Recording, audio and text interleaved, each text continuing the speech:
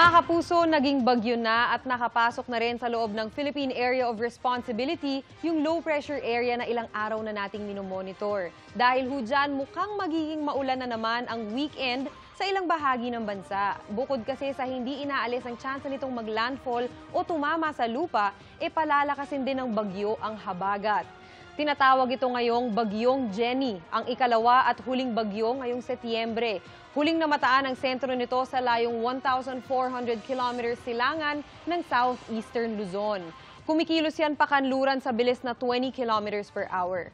Base sa forecast track ng Pag-asa, posibleng magpatuloy ang westward o northwestward na galaw nito hanggang sa lumapit at tumbukin nito ang Batanes pagdating ng Miyerkules.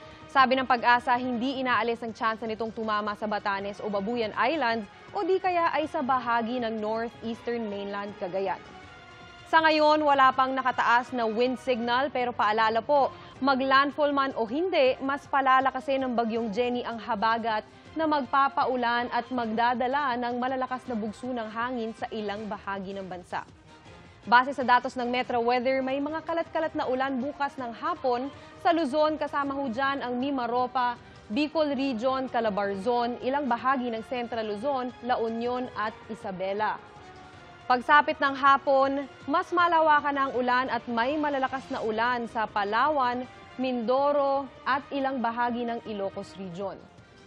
Sa mga kapuso natin sa Visayas, halos buong araw ang ulan bukas, lalo na po dito sa Panay Island at Negros Provinces. Halos ganito rin ang inaasahan sa linggo at may mga pag-ulan pa rin sa Negros Occidental, Aklan at Southern Leyte. Maghanda rin ang mga taga Mindanao dahil malalakas ang ulan tulad ng inaasahan sa Zamboanga Peninsula, Northern Mindanao, Caraga at Cotabato.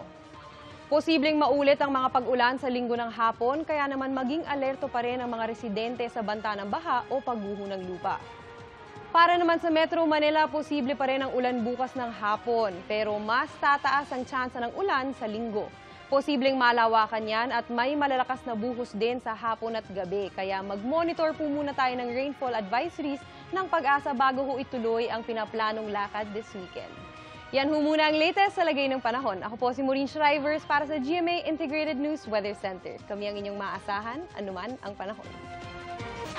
Mga kapuso, maging updated sa ulat panahon 24 oras. Mag-subscribe sa GMA Integrated News sa YouTube. Para sa mga kapuso naman natin abroad, bisitahin ang GMA Pinoy TV at www.gmanews.tv.